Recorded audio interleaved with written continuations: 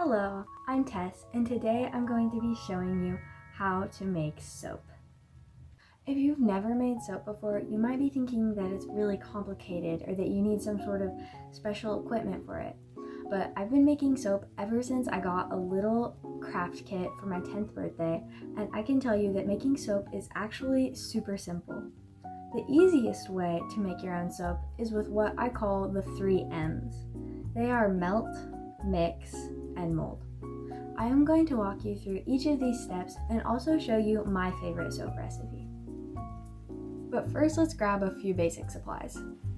You will need to have a microwave and a freezer or a refrigerator available.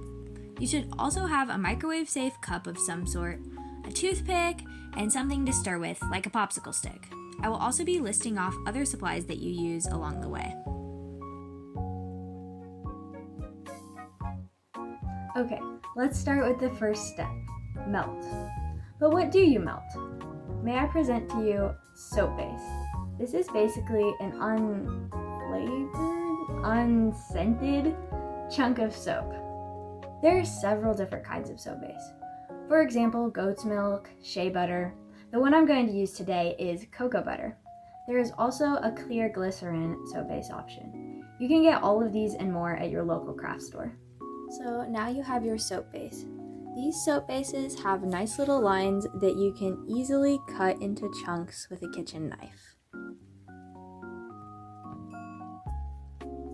Take a couple of your little chunks and make sure you put them in a microwave-safe container.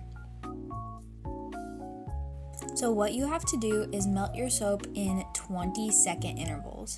That means you put it in the microwave for 20 seconds, take it out and check how melty it is, and put it in again if there are still chunks. Once it's all liquid and there are no chunks of soap anymore, you are ready for your next step.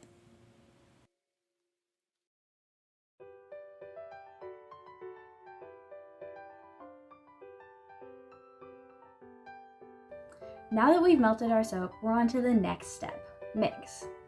Now, in my opinion, this is the most fun step because you get to be so creative and do whatever you want with your soaps.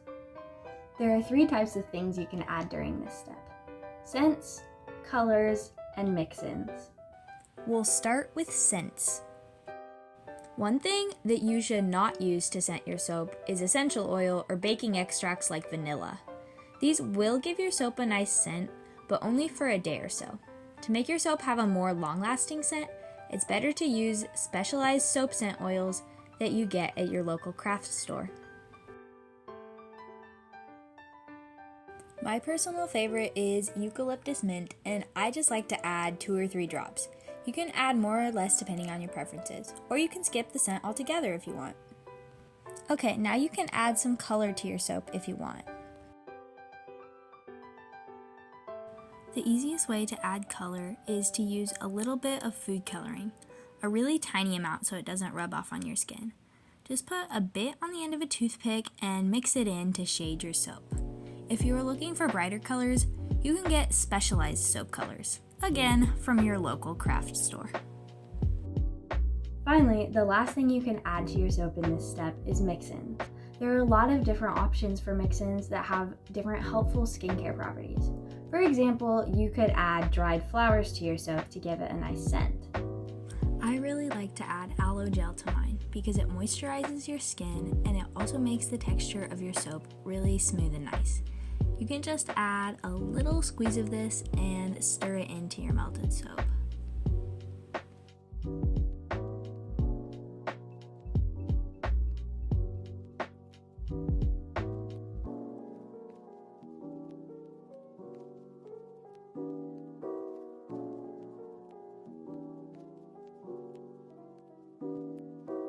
Did you know that you can also add food to your soap?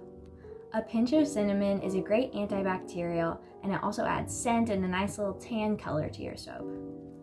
A teaspoon or so of oats will help exfoliate, which means remove dead skin.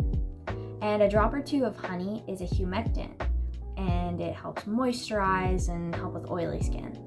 So you can get really creative with your mix-ins and make all sorts of soap recipes. You can even do a little more research online to find different options and ideas for your soaps.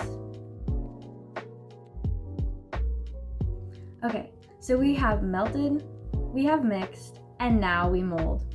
You have tons of different options for your molds. There are plastic molds, which are the ones I'm going to be using today, but there are also silicone soap molds, and you could even use ice cube trays or candy molds. There are so many different things you can use. So you can just pour your melted soap into the molds, and then after that, you're going to let it set.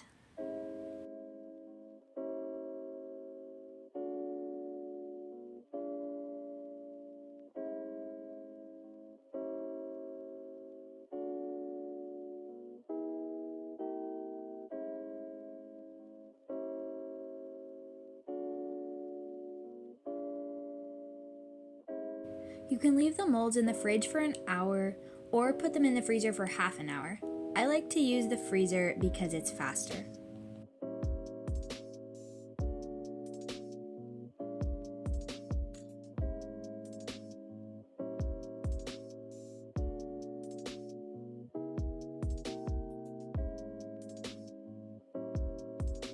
Once your soaps have fully solidified, just pop them out of the molds and voila, you have just made your very own soap.